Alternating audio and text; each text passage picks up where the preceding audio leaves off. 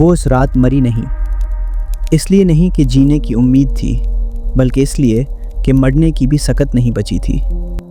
بھوک جب حد سے گزر جائے تو روتی نہیں، خاموش ہو جاتی ہے، اور یہ خاموشی رونے سے کہیں زیادہ گہری ہوتی ہے۔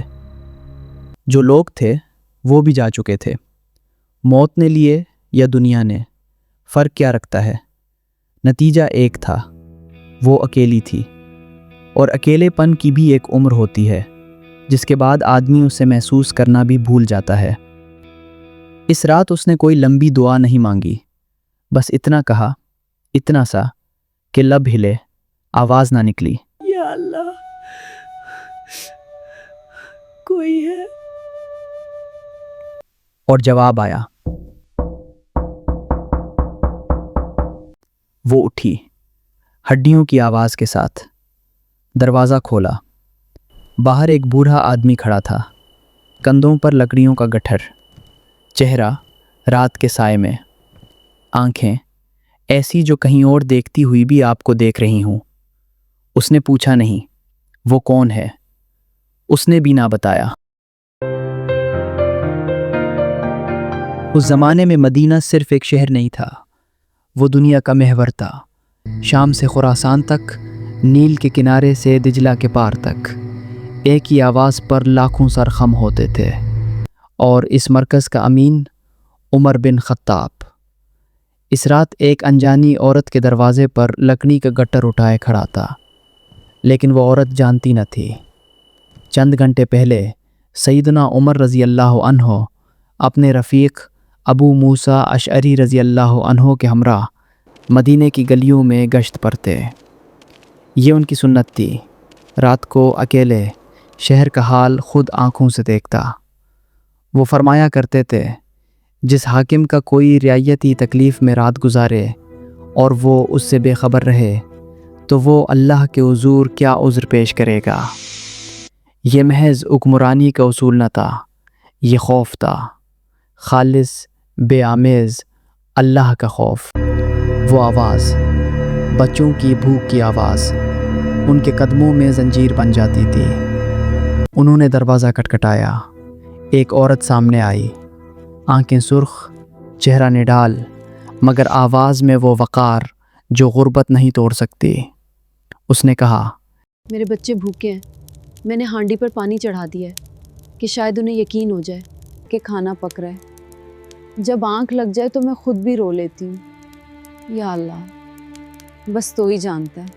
اس رات سیدنا عمر رضی اللہ عنہ بیت المال گئے، خود آٹا اٹھایا، خود گھی اٹھایا، خود کندھے پر لادا، اور اس عورت کے گھر پہنچ کر خود آگ جلائی، خود کھانا پکایا، یہاں تک کہ بچے سیر ہوئے اور ان کے لبوں پر ہنسی آئی۔ یہ ایک رات کی بات نہ تھی، یہ ایک پوری زندگی کا طریقہ تھا۔ لیکن آج کی رات اس سے بھی کچھ اور ہے۔ اس عورت نے اسے دیکھا، کپڑے سادہ، قد و قامت مضبوط، ہاتھ کھردرے، مگر آنکھوں میں کچھ ایسا جو عام آدمیوں کی آنکھوں میں نہیں ہوتا۔ اس کے دل نے کہا، یہ اللہ کا بھیجا ہوا ہے، نام کیا پوچھنا، نام تو اللہ کا کافی ہے۔ وہ اجنبی بیٹھا اور آنکھ سلگانے لگا، کوئی لفظ نہیں سوائے اس ایک سوال کے جو اس نے اس قدر آہستگی سے کہا جیسے اللہ کے حضور عرضداشت ہو۔ ارشاد فرمائیں، آپ کو کس چیز کی حاجت ہے؟ اس عورت نے بتایا، آٹا، پانی، آگ کی تھوڑی آنچ، اتنا کافی تھا زندگی کے لیے۔ وہ اٹھا اور آٹا گوندنے لگا۔ رک جاؤ یہاں، وہ ہاتھ دیکھو، بڑے، طاقتور، کھردرے، یہ وہی ہاتھ ہیں جنہوں نے فارس کے سپہ سالاروں کو احکام لکھے۔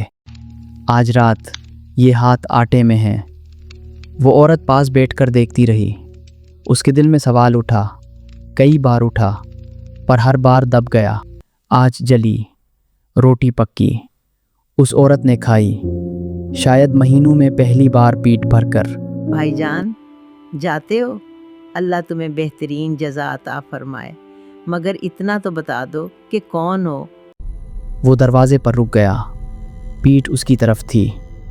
ایک لمحہ جو لمبا ہو گیا، پھر اس نے آہستہ سے کہا، اتنا آہستہ کہ شاید صرف اللہ سنے، ایک گناہگار، اور چلا گیا۔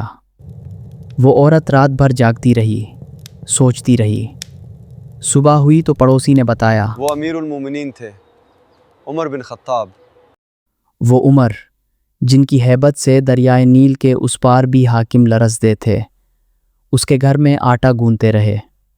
ابو موسیٰ اشعری رضی اللہ عنہ نے روایت کی، وہ اپنے آپ کو کوستے تھے، اپنے آپ سے سوال کرتے تھے، اس لہجے میں جو محاسبے کا لہجہ ہوتا ہے، شکوے کا نہیں۔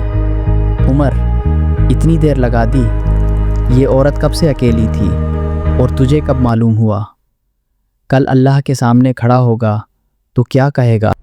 وہ عورت جس کا نام ہم نہیں جانتے، اس رات کے بعد کبھی بھوکی نہ رہی۔ سیدنا عمر رضی اللہ عنہ نے اسے بیت المال سے وظیفہ مقرر کر دیا، جو ان کی آخری سانس تک جاری رہا۔ لیکن ذرا رکو، اگر وہ دستک نہ ہوتی، اگر وہ آدمی رات کو گشت پر نہ نکلتا، اگر وہ اس گلی سے نہیں گزرتا تو کیا ہوتا؟ وہ عورت صبح اٹھتی، دروازہ کھولتی، سورج وہی ہوتا، اذان وہی ہوتی، اور اس کا خالی برتن وہی رہتا۔ لیکن اللہ نے بھیجا اسے اس رات اس دروازے پر۔ تاریخ نے عمر رضی اللہ عنہ کو فاتح شام کہا، فاتح ایران کہا، فاتح بیت المقدس کہا، لیکن جو اللہ نے محفوظ کرایا وہ رات کی وہ روٹی تھی، وہ آنسو تھے جو کسی نے نہیں دیکھے، وہ جواب تھا جو اس نے اپنے نام کی جگہ دیا۔ یہی اصل فتح تھی، وہ فتح جو نہ نقشے پر لکھی جاتی ہے، نہ تاریخ کی کتابوں میں، مگر اللہ کی نظر میں ہمیشہ رہتی ہے۔